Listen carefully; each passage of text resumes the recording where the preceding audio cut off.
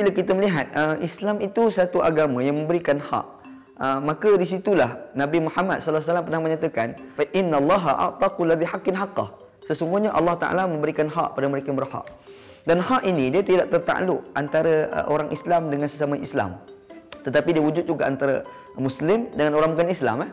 Sebab itu Nabi sallallahu alaihi wasallam dia pernah sebut dalam satu hadis, man zalama muahidan aw intaqasahu aw akhadha minhu bighairi tibi nafsihi aw kallafahu, ataupun membebankan padanya, fa ana hajijuhu yaumal qiyamah. Barang siapa yang menzalimi orang bukan Islam ataupun mengambil hak mereka bukan cara yang betul, ataupun membebankan kepada mereka luar daripada kadar kemampuan mereka, fa ana hajijuhu yaumal qiyamah, aku akan jadi penghujah untuk mereka akhirat nanti.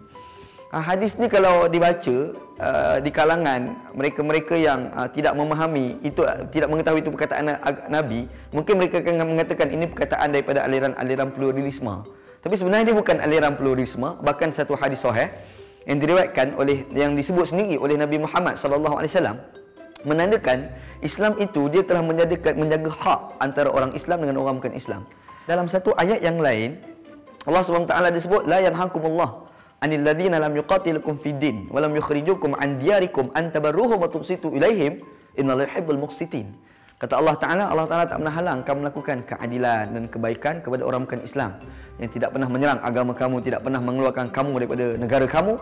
Hendaklah kamu melakukan albir, kebaikan kepada mereka. Sesungguhnya Allah Taala cukup suka kepada orang melakukan keadilan. Jadi kalau kita dapat lihat daripada base ini, kita akan dapati bahawasanya Islam itu mengajar keadilan dan macam mana hubungan baik antara orang Islam dengan orang bukan Islam.